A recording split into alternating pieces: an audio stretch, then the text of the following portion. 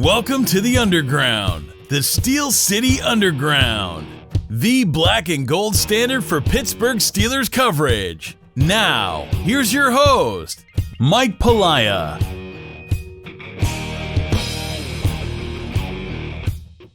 Welcome everybody to another edition of Steel Nation Radio. I'm Mike Pelaia of SteelNationAssociation.com, where we cover the Steelers 24/7 while bringing you, the Steeler fans, together in an effort to raise money for Children's Hospital of Pittsburgh. Please visit the site, read our articles, listen to podcasts like this, participate in the contests, and join the club to help us raise money for the kids. As you know, in addition to Steel Nation Association, you can find my work at SteelCityUnderground.com, where we have many great columnists covering many topics regarding the Steelers, podcasts, NFL predictions, and a whole lot of great coverage on the AFC North. So please check us out there. And last but not least, you can find my work in the New Pittsburgh Courier or New Pittsburgh Courier online. So please check it out. All right, so I sit here this week after a victory, the Steelers' second victory of the season. That's 2 out of 3 weeks. They go into Los Angeles and take care of the Chargers in what pretty much felt like a home game. I know it's a very small stadium, but the Steelers fans packed that stadium to the tune of probably 80 or 90% of that stadium being Steeler fans waving those terrible towels and really pumping up the black and gold, and they admitted that, and the Chargers came out saying that as well. Interestingly enough, the whole Renegade debacle is pretty funny. I know they try to turn that into a joke, but sounds like it backfired, and it helped the Steelers get a little bit more fired up, according to Juju Smith-Schuster, if you read a couple of his quotes. And they ended up closing out that game with a much-needed victory, heading into the bye week at 2-4, tied for second place with the Cleveland Browns.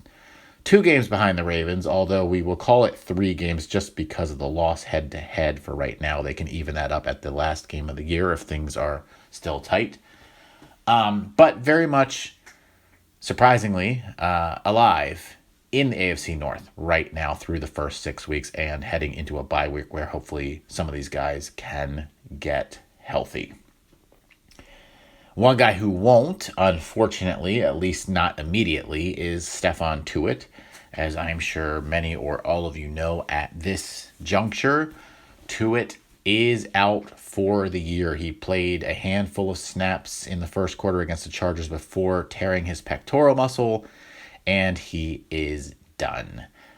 And that is a huge blow to a defense that has been playing lights out over the last 4 weeks. It's Tuitt. It's a devastating blow for him. I mean, he's putting together through the first 5+ games the best season of his career.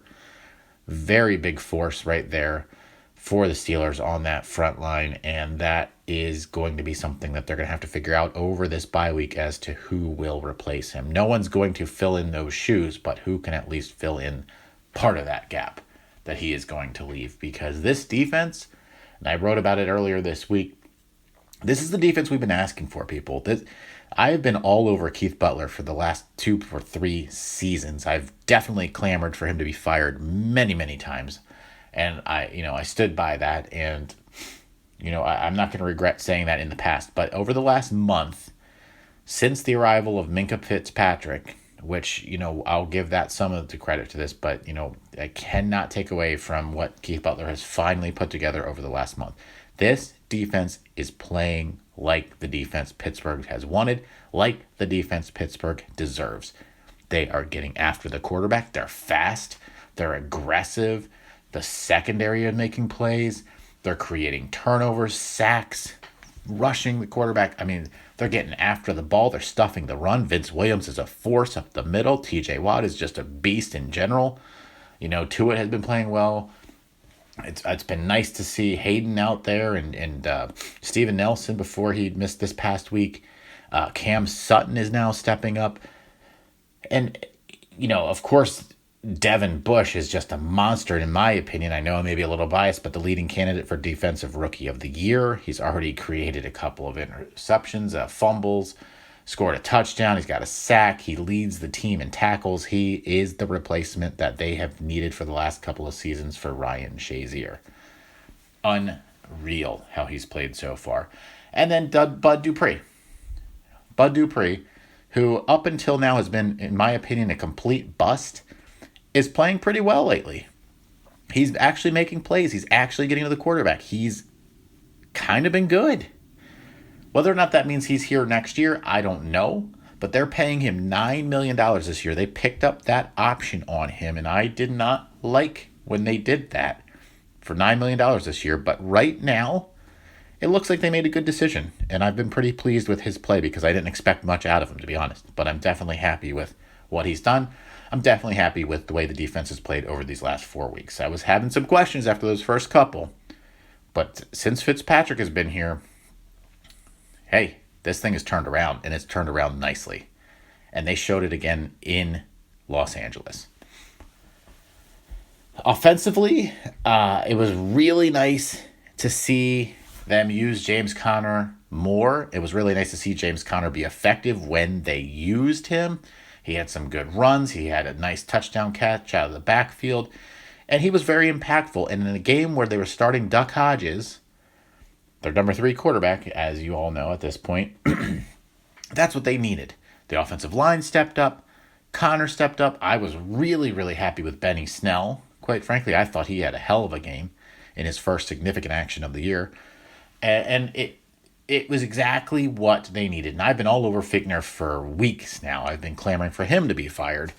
I'm not jumping off that train yet, but at least for 1 week I can say, okay, like he did his job. He designed a game plan that worked, and it wasn't dink and dunk, touch pass, wildcat garbage.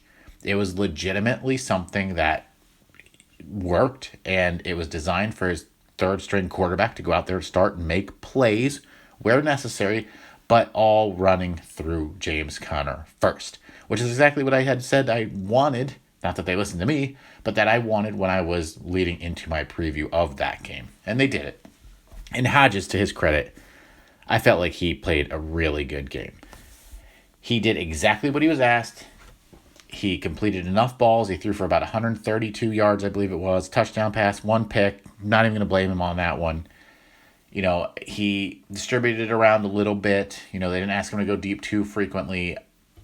Juju only got the 1 catch. I certainly want to see more balls to him moving forward, but if there's any other number 1 receiver in the league who can handle it and not cause a ruckus, it is Juju Smith-Schuster.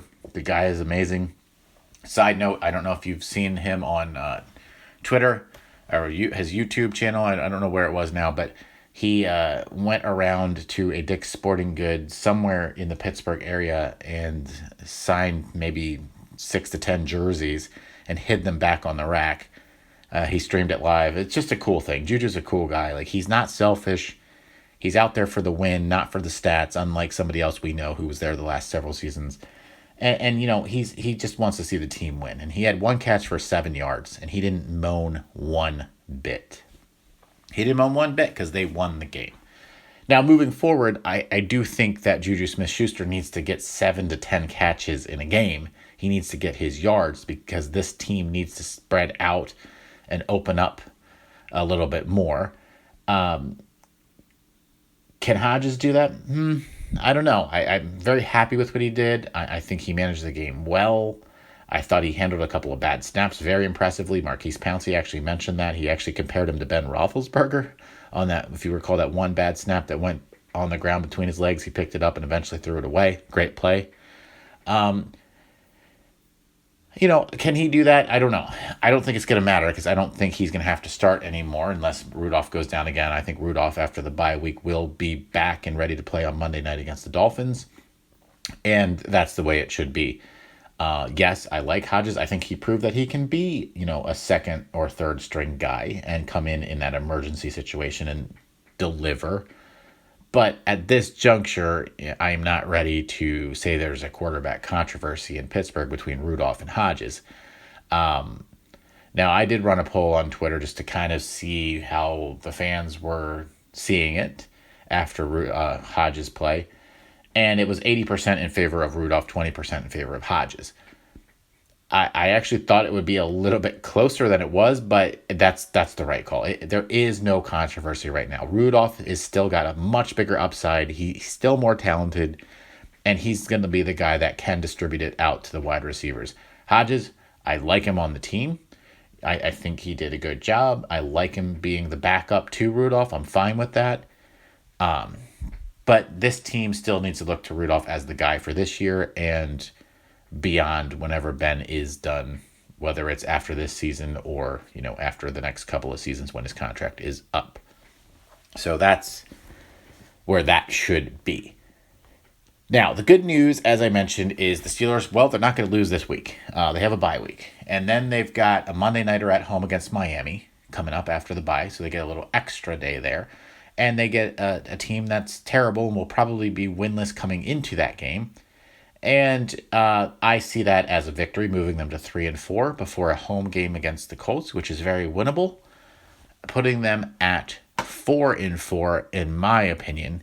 And at that juncture, they very well could be in first place because the Ravens have a couple of tough games coming up, or tied for first place. They then get the Rams at home, who right now the Rams don't look fantastic. That game, I'm still going to lean Rams, so let's put them at 4-5. Then they go to the Browns on Thursday night, November 14th. Again, a game that could go either way, but I feel like the Browns aren't that good. Steelers kind of own the Browns. I'm giving them the win. That's 5-5. Then they go to Cincinnati the following week. That's a 6-5 record. Cleveland the following week at home. I'm giving another win there. 7-5 at Arizona the week after that. I'm calling that a win. 8-5. Home against the Bills. 9-5 at the Jets. 10-5 at the Ravens. Loss. 10-6. This team could conceivably go 10-6. They could also lose a couple of those games, like at the Browns, versus the Bills, versus the Colts. So I'm optimistically looking at 10-6, maybe more realistically at 8-8. 8-8 might play in this division. 9-7, 10-6 will play in this division and will probably win it.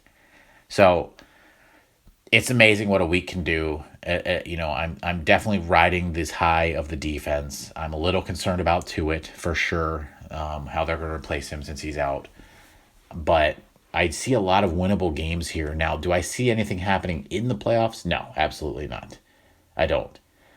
What do they need to do more of? They need James Conner to get better. He had a very good game this past week. That needs to continue. He needs to get going. Offensive line play needs to continue to allow the running game to go. Fichtner needs to call plays that, much similar to this game against the Chargers, can go downfield, but can protect his young quarterbacks. But he also needs to let Rudolph open it up and throw downfield, and he needs to get Juju involved. We'll see how that goes after the bye week. They've got a little time. Let's see what they put together. But I do think we'll see more success heading into this second portion of the schedule after the bye week. And, I think 8-8 is a worst case scenario right now. I could change my tune after that Dolphins game if something goes wrong, but I don't think I will. I think, 8-8 to 10-6 is reasonable. And, we're going to stick with that for now.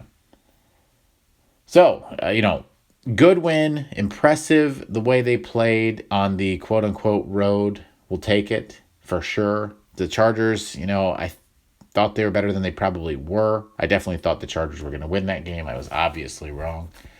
But I think, they got a couple of winnable games coming up here that can get them on a roll. And you got to take that. You've got to take that as a Steeler fan. So we will. So I will be off next week since the Steelers are off. I will talk to you in 2 weeks post Monday Night Football versus the Dolphins, and I expect that to be a victory. I'm a couple of weeks out from it, but I'm calling it a victory. I'm not going to give you a score just yet, but I think we will see a W. Until then, I hope you guys have a good bye week off, and I'll talk to you after the Miami game, hopefully after another Steelers victory. We would like to thank you for listening and remind our listeners to follow us on social media and our website, www.steelcityunderground.com.